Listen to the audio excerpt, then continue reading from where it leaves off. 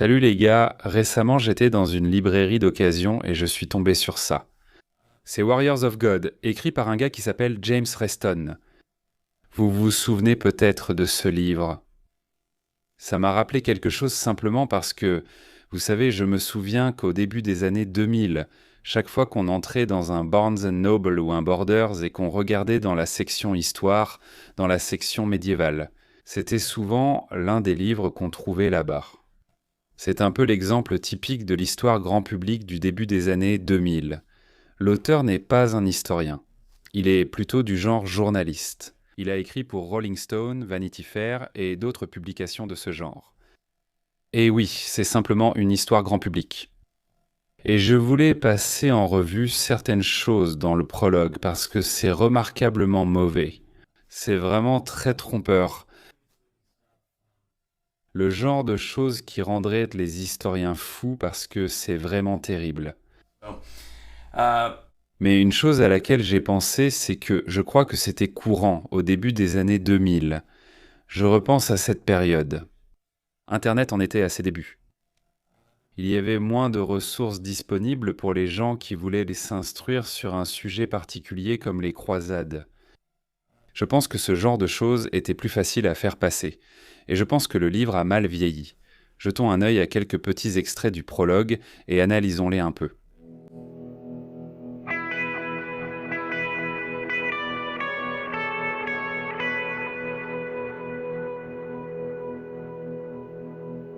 Donc la toute première phrase vous donne vraiment, elle révèle vraiment les problèmes sérieux de ce livre. Lisons la première phrase de la préface.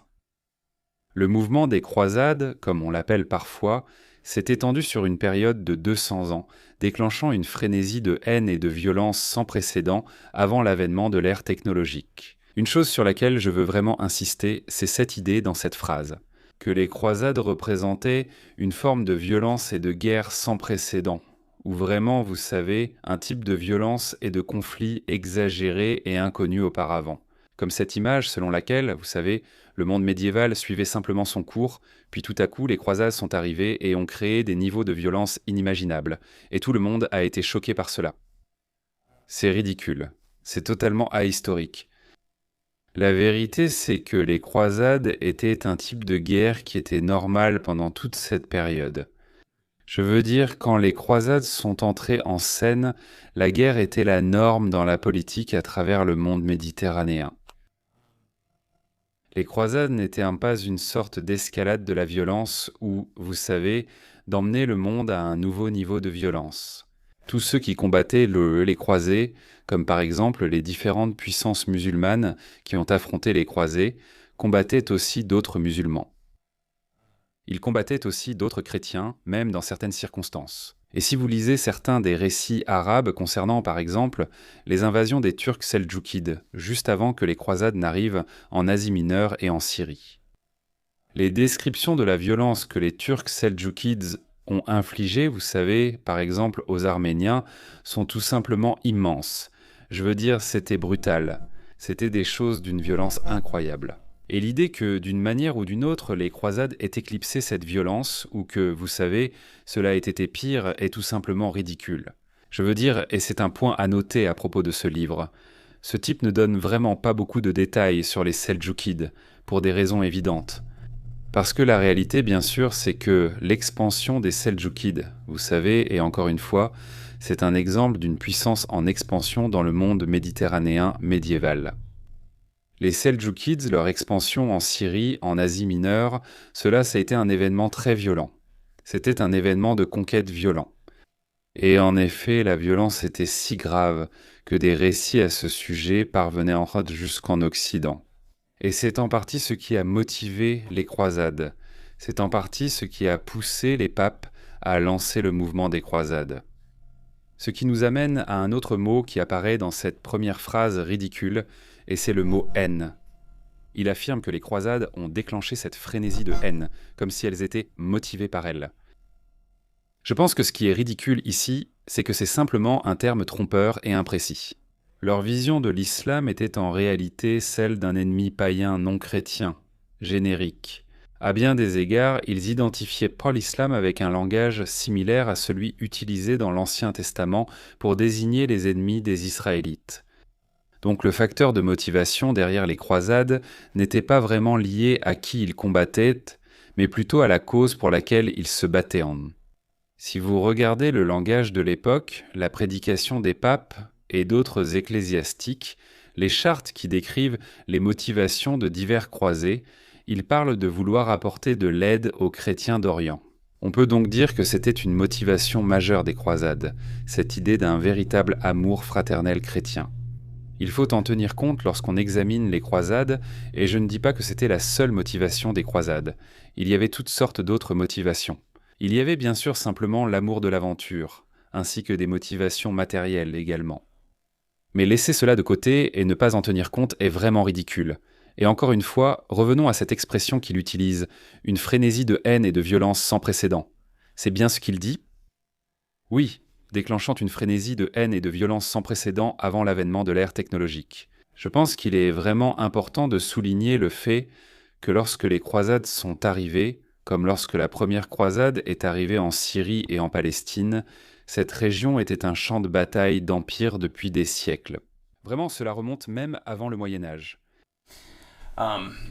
Vous savez, l'Ancien Testament lui-même décrit des luttes de pouvoir dans cette région.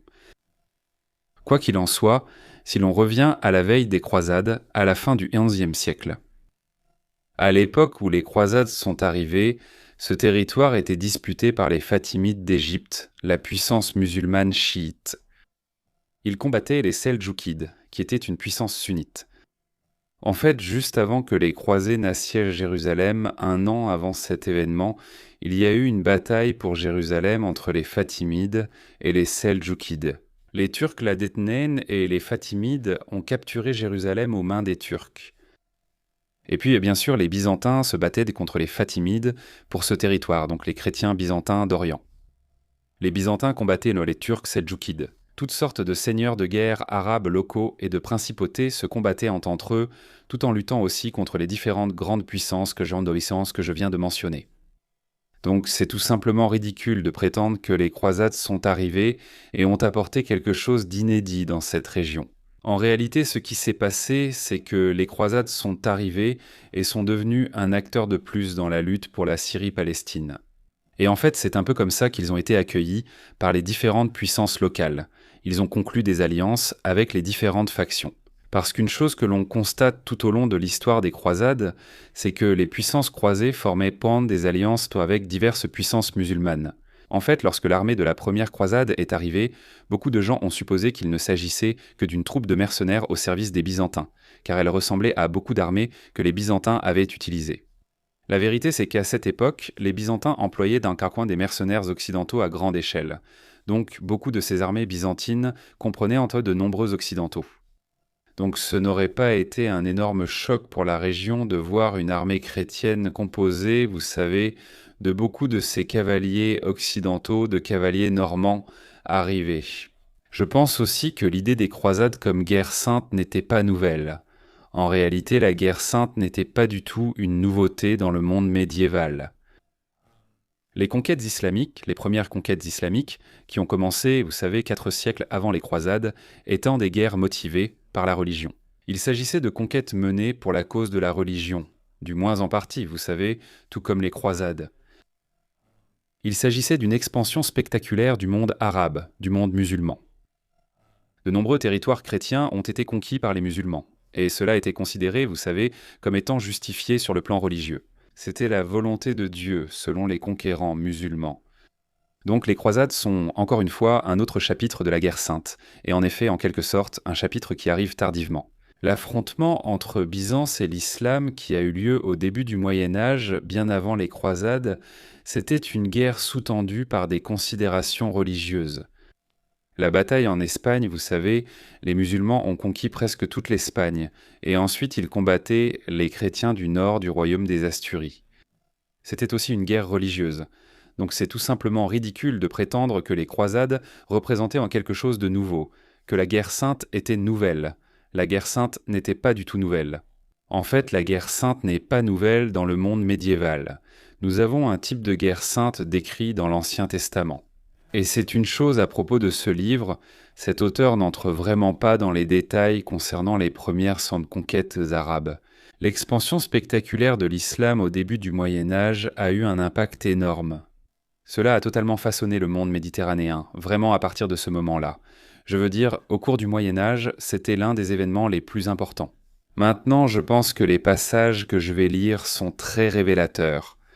Et je pense que c'est un exemple de la façon dont les problèmes actuels, comme ceux du XXe ou du XXIe siècle, peuvent vraiment empêcher une personne de comprendre le passé. Surtout si vous projetez en quelque sorte ces problèmes sur le monde médiéval. Regardez ça.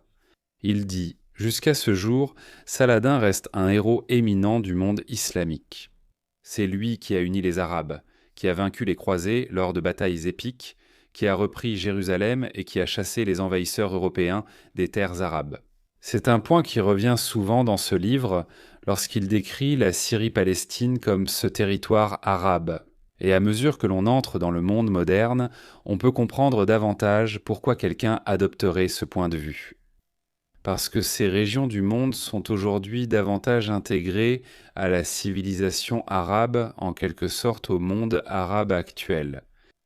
Mais ce n'était pas du tout le cas au Moyen-Âge. La Syrie, par exemple, était encore fortement grecque. Et je trouve aussi que c'est vraiment drôle, vous savez, de décrire Saladin comme s'il était une sorte de représentant du monde arabe. Saladin était musulman, et c'était un dirigeant musulman important, mais il était kurde, et il n'était pas du tout originaire de cette région du monde. Il venait de ce qui est aujourd'hui l'Irak.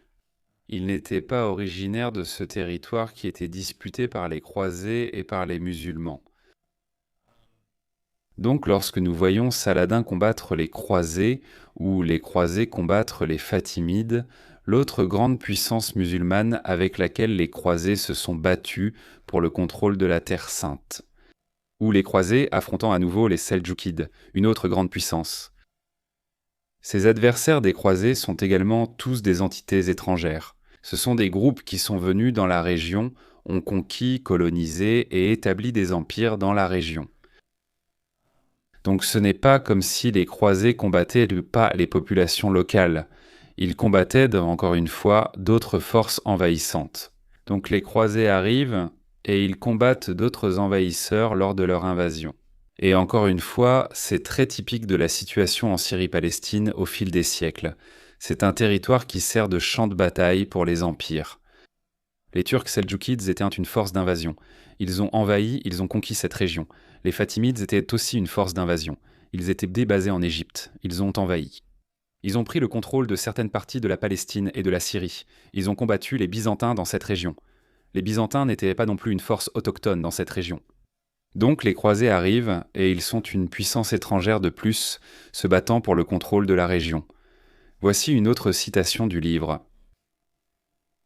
La victoire de Saladin sur les croisés à Hattin est aujourd'hui vue comme le symbole du triomphe arabe sur l'ingérence occidentale. Encore une fois, c'est imposer le monde moderne au passé médiéval. Dans notre monde actuel, nous vivons dans un monde qui a été façonné par le fait que l'Occident a récemment dominé le monde. Vous savez, le colonialisme occidental, etc. Mais au Moyen-Âge, l'Occident, c'est-à-dire le monde chrétien latin, n'était pas la grande puissance de l'époque. Vous savez, le monde byzantin, le monde musulman, c'était généralement des forces plus puissantes à cette époque. Donc, lorsque les croisés sont arrivés, ce n'était pas comme si, vous savez, la force dominante du monde venait s'imposer dans la région. Encore une fois, les croisés arrivent. Ils ne sont qu'une puissance de plus parmi tant d'autres qui se disputent le pouvoir dans cette région. Je pense qu'il faut aussi noter que l'islam en tant que religion n'est pas originaire de la Palestine. Avant que l'islam n'existe en Palestine ou en Syrie, vous savez les champs de bataille des croisades. Ces régions étaient principalement chrétiennes. Donc encore une fois, l'islam arrive dans cette partie du monde lors des grandes conquêtes arabes du 7e siècle. Donc vous savez, encore une fois, cela me rappelle simplement que les croisades s'inscrivent dans un contexte beaucoup plus large. Vous savez, une série de batailles, de guerres et d'expansions qui ont eu lieu tout au long du Moyen-Âge. et la grande expansion musulmane précède largement l'expansion du monde chrétien latin vers l'Est. Donc encore une fois, c'est un peu absurde. Vous savez, l'islam n'est pas la religion d'origine de ce territoire. D'ailleurs, le christianisme non plus.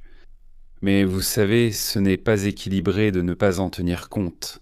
Vous savez, présenter les croisades comme une imposition étrangère sans aussi noter le fait que l'islam était une force conquérante dans cette région, que la religion de l'islam est arrivée ici par la conquête, c'est déséquilibré. Oui, ce n'est pas honnête et n'aide pas à connaître la vérité de l'histoire. Très bien, maintenant je vais terminer avec l'une des déclarations les plus ridicules de ce livre, et la voici. Mais il n'y a rien dans l'histoire islamique qui rivalise avec la terreur des croisades ou le fanatisme chrétien du XIIe siècle. C'est tout simplement tellement ridicule et tellement évidemment faux. Tout d'abord, vous savez décrire cette période comme une époque de terreur et de fanatisme. D'accord, je suppose qu'on pourrait dire la même chose des premières conquêtes arabes. Encore une fois, vous savez, un langage absurde et hystérique. Et l'idée que les croisades, qu'il n'y a rien dans les premières conquêtes musulmanes qui soit comparable à ce qui se passait pendant les croisades, est tout simplement fausse. Regardez l'histoire de l'Espagne, par exemple. Les musulmans ont conquis l'Espagne, et comme je l'ai mentionné plus tôt dans la vidéo, il ne restait qu'une infime partie du territoire chrétien au nord, le royaume des Asturies.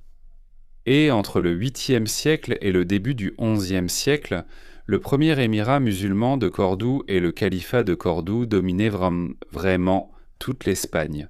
C'était la puissance hégémonique en Espagne. Et pendant des siècles, les émirs de Cordoue, puis les califes de Cordoue, lancèrent ces raids presque annuels dans le territoire chrétien. Ils brûlèrent des villages, terrorisaient la population. En général, que se passait-il ? Lors de ces raids, de nombreuses descentes de personnes ont été tuées, des biens étaient détruits, des villes entières étaient anéanties, et des milliers d'esclaves étaient emmenés dans le territoire musulman pour passer le reste de leur vie en servitude. Reston ne mentionne cela nulle part, vous savez. Je ne dis pas cela pour suggérer que seules les armées musulmanes agissaient ainsi. Tout le monde menait des raids, y compris les armées chrétiennes. Il y a eu beaucoup de violences et de raids tout au long de l'histoire de la chrétienté et des armées chrétiennes. Mais encore une fois, il est malhonnête de dire qu'il n'y a rien avant les croisades dans l'histoire de l'islam qui soit comparable. Je veux dire, ce n'est tout simplement pas vrai. En fait, l'expansion de l'islam lors des premières conquêtes arabes et certaines des choses qui ont été faites pour soumettre les populations chrétiennes, je veux dire les raids qui ont été menés. Aussi, il faut souligner qu'en Italie, lorsque les musulmans ont conquis la Sicile au IXe siècle, l'Italie était vraiment dangereuse à cause de la piraterie. Ainsi, les côtes de l'Italie ont été harcelées par des pirates musulmans pendant plusieurs siècles. Ce n'est qu'après la conquête de la Sicile par les Normands au XIe siècle que cela a pris fin. Je ne sais pas, c'est violent et brutal. Peut-on comparer cela aux horreurs des croisades, monsieur Reston ? Ce n'est pas honnête, et il y a un déséquilibre. Je veux dire, soyons honnêtes sur la réalité de la guerre médiévale. Examinons la vérité sur, vous savez, la façon dont la guerre était menée tout au long du Moyen-Âge, le fait que les raids et ce genre de choses étaient pleinement pratiqués par tout le monde. Je veux dire, la réalité est que les raids étaient menés par toutes les puissances du monde médiéval. Donc, pour conclure, c'est vraiment un livre terrible. Je veux dire, ce n'est pas du tout un ouvrage d'histoire fiable. Ce n'est même pas une bonne histoire grand public. Je pense que tout le monde, pas seulement les historiens, peut écrire une histoire grand public. Mais ils ont l'obligation de rester fidèles à la recherche académique légitime, de présenter quelque chose d'équilibré et, vous savez, de présenter quelque chose qui soit utile plutôt que trompeur. Et encore une fois, je pense aussi que c'est un bon exemple de certaines choses qui circulaient plus fréquemment au début du XXIe siècle, disons, au début des années 2000. Ce genre de choses existe encore, mais je pense que c'est moins courant. C'est plus difficile de faire passer ce genre de choses aujourd'hui. Je le pense vraiment. Peut-être que je me trompe. Je ne sais pas. Un dernier mot. Merci chaleureusement à Other Realm Productions. Je veux simplement lui rendre hommage. Author Realm Productions a réalisé beaucoup de très bons extraits de jeux vidéo pour mes vidéos, il est vraiment très doué pour ça. Je lui suis vraiment très redevable pour son excellent travail. Il a sa propre chaîne YouTube, excellente, avec un lien ci-dessous. Il est vraiment doué pour ce genre de présentation cinématographique de jeux vidéo, et je pense que ça a vraiment beaucoup aidé mes vidéos. Donc Author Realm, merci beaucoup. J'apprécie ton aide sur les vidéos, tu as fait un excellent travail. Mon nouveau livre, Why Does the Heathen Rage, un roman sur les croisades se déroulant sous le règne du roi Baudouin II de Jérusalem, est maintenant disponible sur Amazon. Cliquez sur le lien à l'écran ou dans la description pour acheter votre exemplaire.